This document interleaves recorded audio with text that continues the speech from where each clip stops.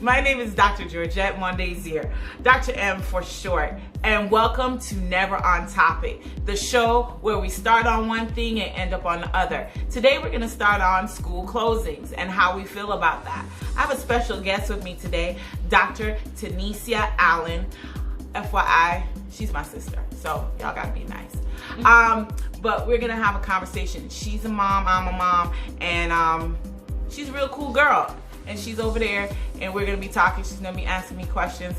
And this is what we do. We sit around, it's basically like our Sunday dinner, right? When we sit around and have conversations and you get to hear them.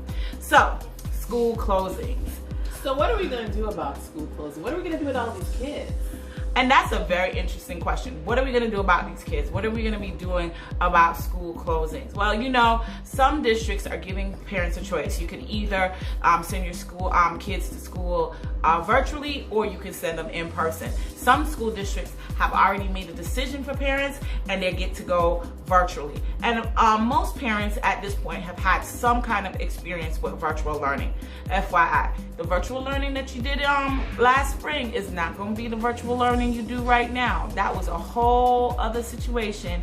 And so parents, FYI, as an educator, a seasoned educator as myself, you need to brace yourself for something totally different. It's going to be a whole new world. How's it going to be different? I know it's different by the different counties and districts, but what are some examples of how it will change? Do you want the real deal, or you want me to give you? I want you to give us the real. This is the other sister. This is the other sister far. All right. Y'all want me to give you the real? Okay, fine. Let me give you the real. So, when March hit and we realized that COVID was in full effect, and we realized that we were going to virtual platforms, many school districts had some kind of virtual capacity, most didn't, but we figured it out. And grading truly was, some people tried to make sure that they were sticklers and they were grading the students how they were supposed to be grading based on what they had. And some people just said, you know, this is busy work. So essentially, at the end of the day, the grades that y'all kids got at the end of last semester is not a true reflection of what your kids could do. Preach. Because a lot of those grades were really, truly very inflated. So It does not reflect what they did. And quite honestly, towards the end, it became a review for a lot of students, especially in, not so much in certain subject areas, maybe like math or science, where the curriculum was continuous, but definitely in like language arts and social studies. I mean, it was really hard to really hold students accountable for new material. It just was, and that's an insider secret. So towards the end, people were trying to work. There were a lot of accommodations, a lot of closing your eyes and making grades. It was a lot of stuff that was happening so that we could best serve the students, right? So how is it going to be different now? How are we going to hold students accountable for new information when it's introduced virtually? Well, I think this going in, most school districts have already decided to start school later. So most teachers or most educators, educators are starting sometimes 2-3 weeks before students are actually going back to school.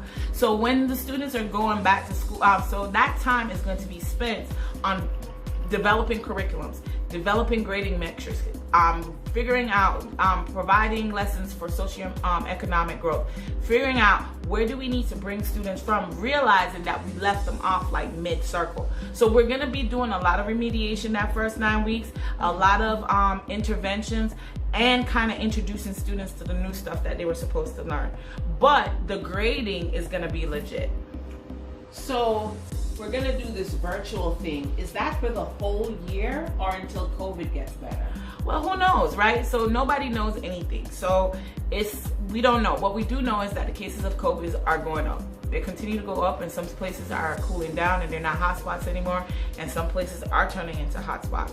So depending on the situation,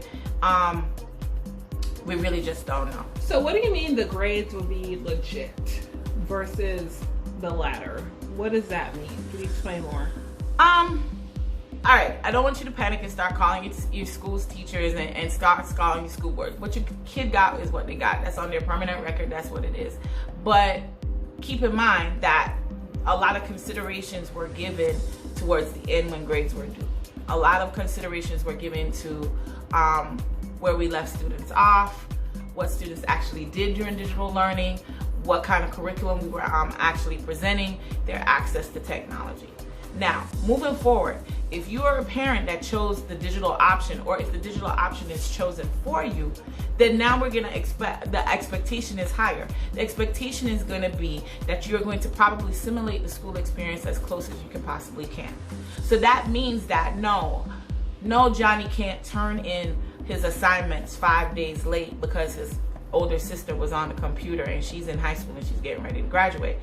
Johnny's still gonna be held accountable for showing up to class, participating digitally, turning in his assignments, submitting the assignments. So that's some things that, you know, parents are gonna have to consider.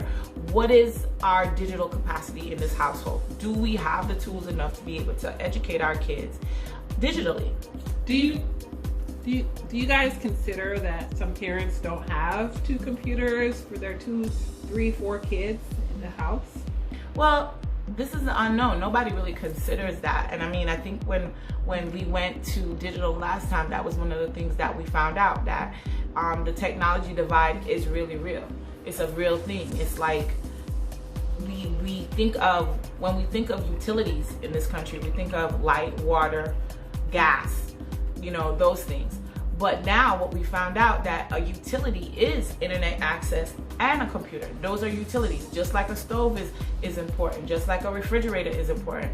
All these things are now necessities moving forward in this COVID era. Now, unfortunately, what COVID has done is it showed us the economic inequities that we have in this country.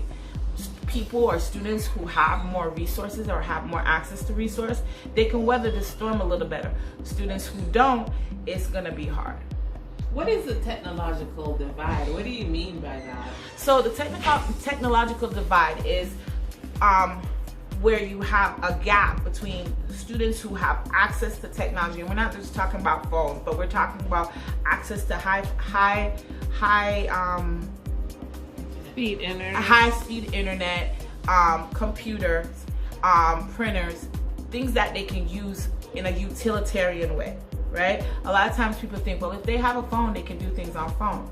But when it comes to your academic things, when it comes to writing papers, submitting questions, doing group chats or whatever, you really need some kind of device that you're able to talk on or use and able to do that. So there's households that have those resources. They tend to perform better in a digital environment versus a household that they don't have a working computer, they don't have high-speed internet. They might have one computer that's kind of antiquated. Yes, they might have phone, but the data plan might not be sufficient for them to stream videos or participate in their educational process. So as an educator, do you know of any resources that you can direct your students to that may fall into that technological divide gap? Unfortunately, this is a blind side, I think, for a lot of education.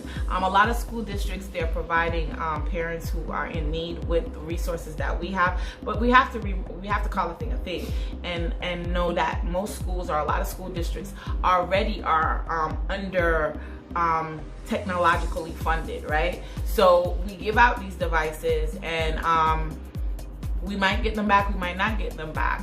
So it's really a catch-22, and I think a lot of school districts, a lot of schools, they're trying to help students, but we are already, especially in a public school setting, you're already operating at a deficit. So we're helping the deficit with the deficit. So sometimes we really can't, I don't think, can accommodate everyone, but I think we're trying the best that we can. And by the way, these are all opinions, they're not absolutes. And that's what we do. We have conversations, and this is a safe space where we can disagree and agree to agree. And you know, the beauty of conversations is that you don't necessarily have to agree with me, but I'm glad that you took the time to listen. And remember, see you next time on Never on Topic.